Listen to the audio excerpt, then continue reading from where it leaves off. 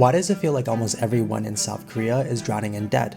From students and office workers to entire families and retirees, the numbers are staggering. South Korean households are among the most indebted in the world. Their debt is even greater than the entire country's economic output. This isn't just personal finance gone wrong, it's a structural crisis. In this video, we're diving deep into South Korea's household debt problem, exploring whether people are living beyond their means or if the system is simply setting them up to fail.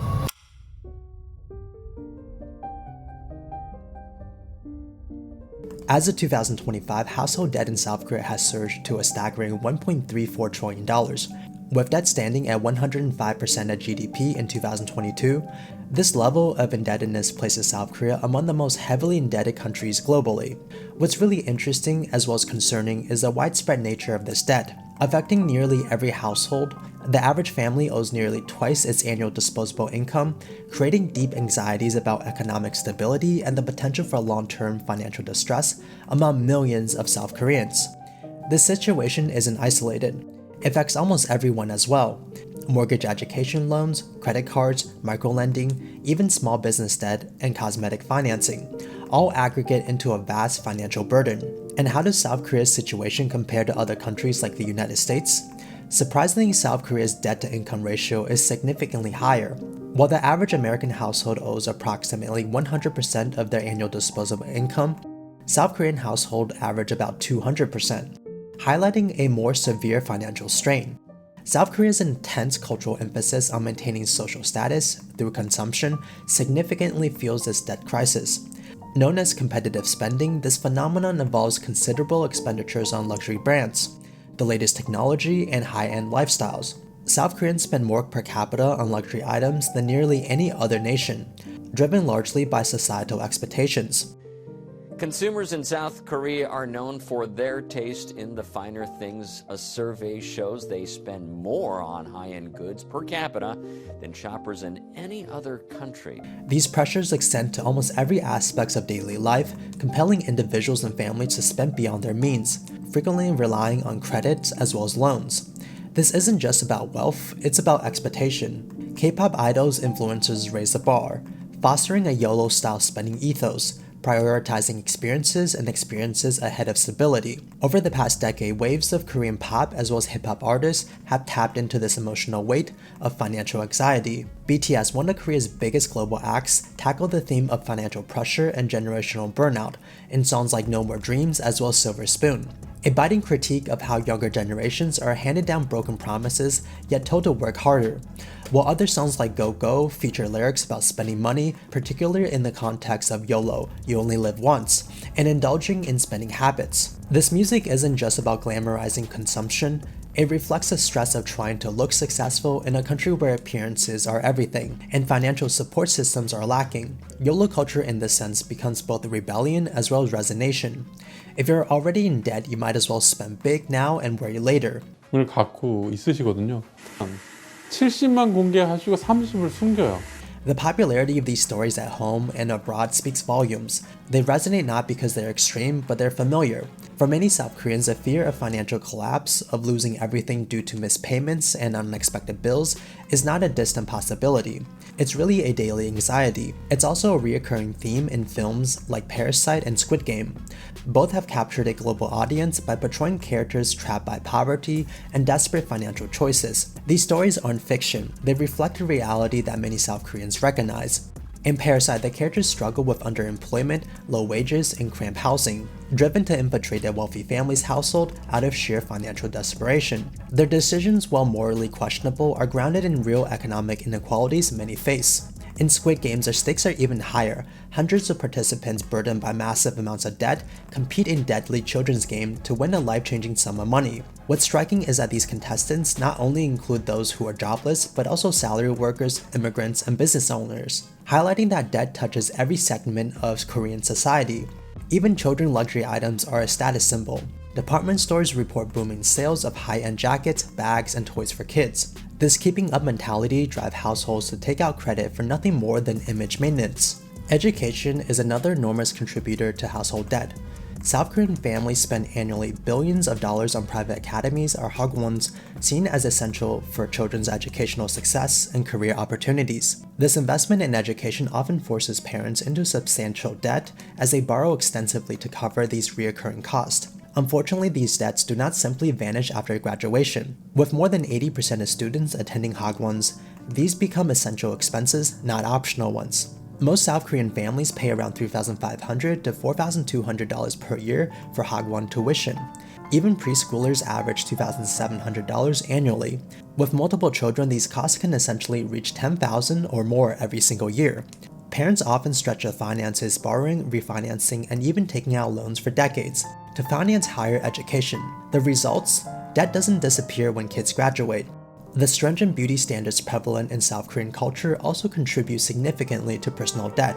Cosmetic surgery, skincare products, and beauty treatments are often perceived as not luxuries but necessities for personal as well as financial success. South Korea, a country of about 50 million people, accounted for nearly 1 million of them. It reportedly has the highest rate of plastic surgery per capita. This perception has led many individuals, especially younger adults, to finance these procedures and products through loans and credit cards, further compounding their financial burden.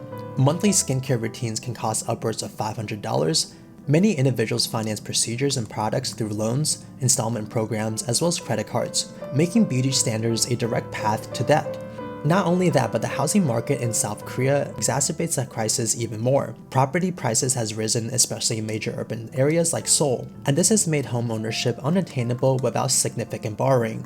The traditional rental system in South Korea, known as jeonse, require large upfront deposits, typically financed through loans, putting both the renter as well as homeowner into continuous debt cycles. This relentless climb in housing costs ensures that debt remains a consistent concern from nearly every household.